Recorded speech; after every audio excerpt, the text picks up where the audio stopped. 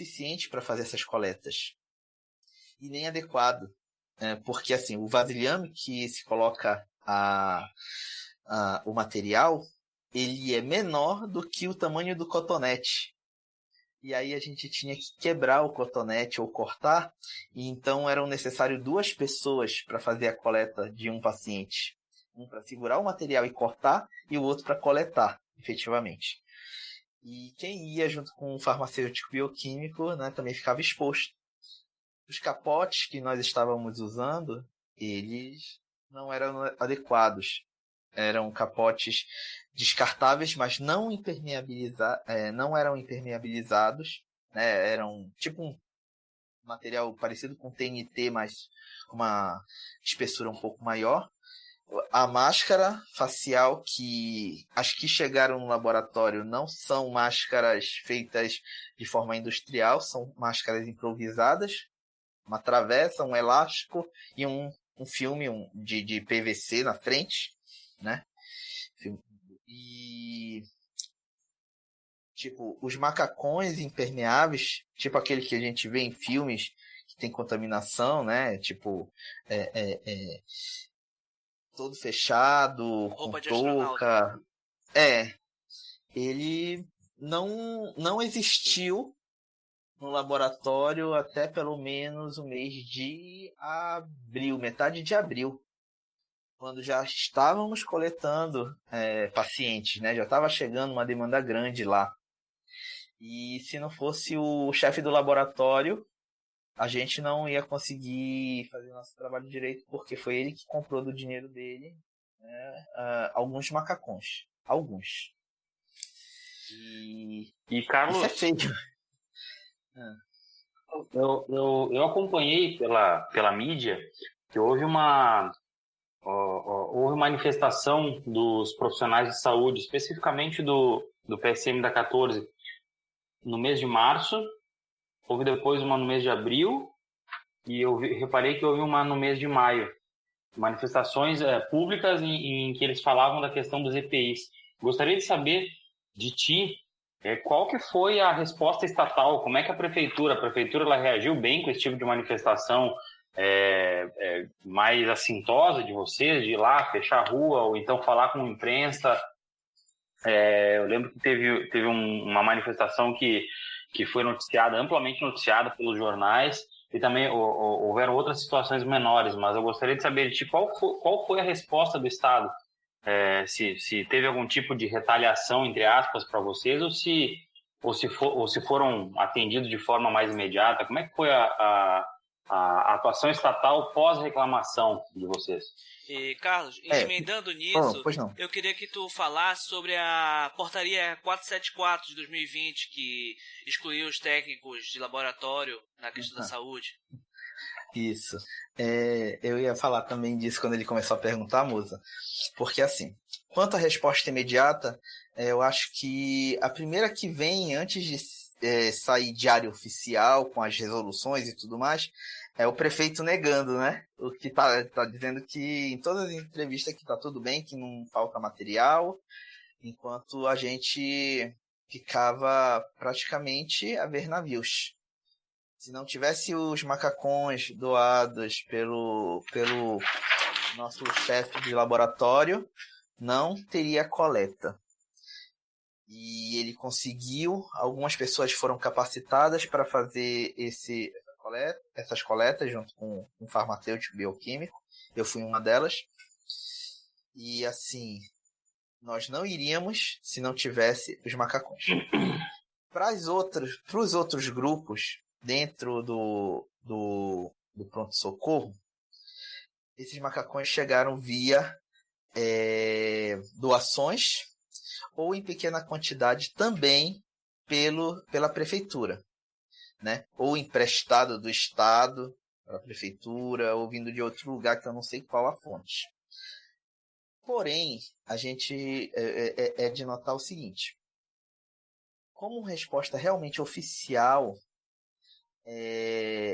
que veio também puxada por uma questão federal, né, foi, primeiro, adoçar um pouco a boca do pessoal.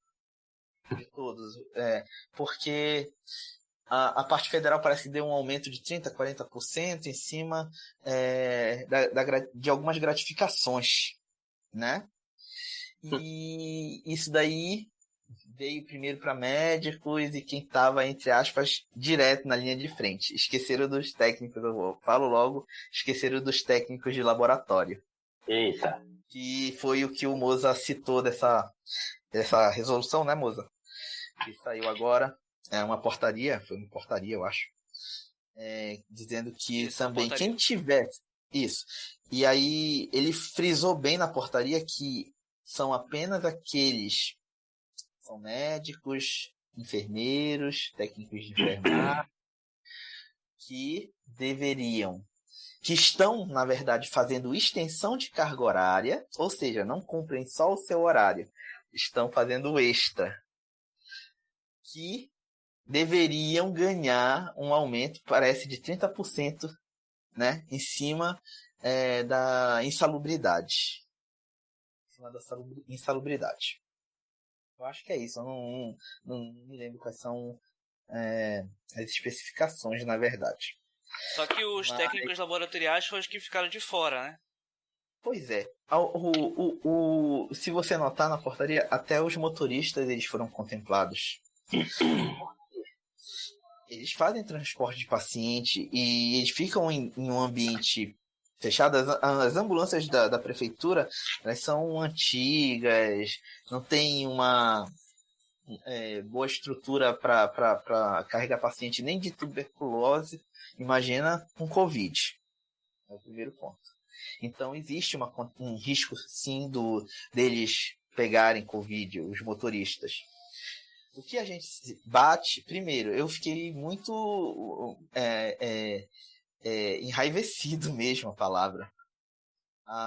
Saiu uma nota no Diário Online, né, um jornal daqui, mídia online, mídia digital, que foi eu que coloquei, eu pedi para colocarem, através de algumas fontes minhas, fazendo essa reclamação, e isso daí um dia antes de fazerem uma paralisação, uma manifestação por volta de meio-dia lá na frente do pronto-socorro, onde aqueles profissionais que não foram contemplados, e aí eu posso dizer, não foram só os médicos, não foram só os técnicos de laboratório, foram também os médicos que não estão fazendo extensão de carga horária, são também os enfermeiros que não estão fazendo extensão de carga horária, né? E tudo isso aí é muita gente do pronto-socorro. Então, uma minoria que faz extensão de carga horária ganhou benefício e outros ficaram totalmente desamparados, com os técnicos de laboratório. Os próprios farmacêuticos bioquímicos ficaram desamparados. E aí é engraçado também falar, porque assim, nós, técnicos de laboratório, até um tempo atrás, temos outras denominações também, como técnicos de patologia clínica. E essas duas denominações, elas prejudicaram muito através da questão do conselho de classe. Imagine você que nós temos tanto o conselho de farmácia, quanto o conselho de biomedicina aqui do Pará, respondendo pela nossa classe. E eu falo mais uma vez, respondendo entre aspas também, porque fazer alguma coisa pela gente, não fazem.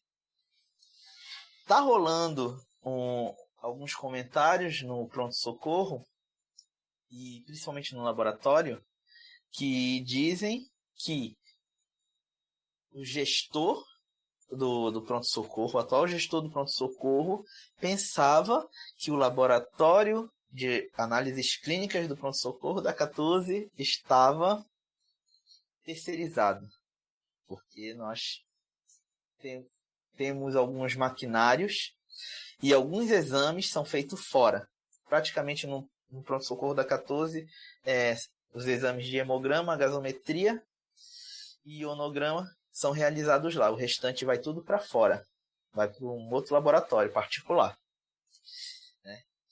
E acredita-se que tanto o farmacêutico, bioquímico, né, quanto o técnico de laboratório não foi contemplado nessa portaria por conta disso.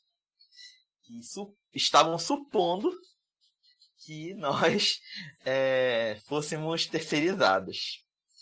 Bem, o desenrolar disso tudo é o seguinte. Parece que para a semana que vem deve sair portaria dando uma amplitude nessa resolução aí, né? Para talvez tirando a questão da palavrinha aqueles que estão em extensão de carga horária, mas ainda não temos nada certo quanto farmacêutico bioquímico, não temos nada certo quanto técnico de laboratório e outros profissionais que estão lá no pronto-socorro e que, de certa forma, são linha de frente. Do cozinheiro, do agente que faz a limpeza, até passando pelo pessoal do almoxarifado e técnicos, né, que estão efetivamente tendo contato direto com os pacientes.